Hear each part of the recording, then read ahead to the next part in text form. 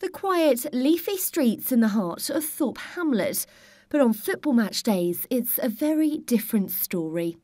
People who live down Wellesley Avenue South and the adjoining Sintra Road say when Norwich are playing at Carrow Road, over 100 cars fill the streets for free parking.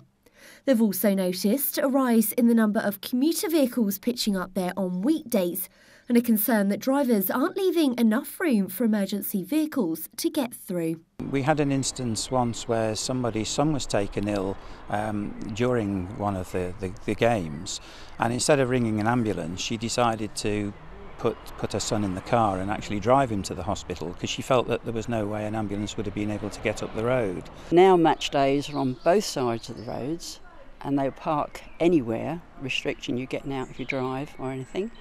And we've got commuter parking here, which is getting worse every day. We've been here 6 years now and it's pretty much par for the course that we have people parking, crossing the pavement to park on the green verges, parking right along the pavement itself.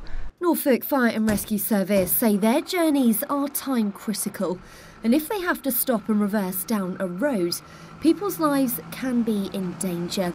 And paramedic Dale Meacham-Roberts says that if a road's blocked, valuable minutes can be wasted. Our crews do have to be extremely careful. There are some very narrow streets, particularly if people haven't parked, taken into account leaving access for vehicles to pass. That can be very difficult.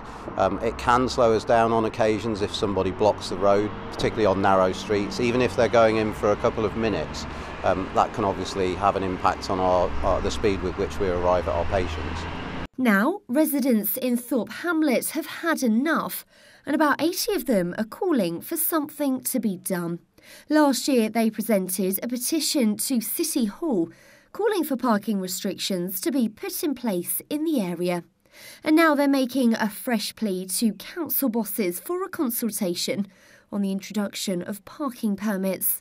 I'd also like to work with the football clubs to look at whether they're using travel plans, lift share, park and ride options.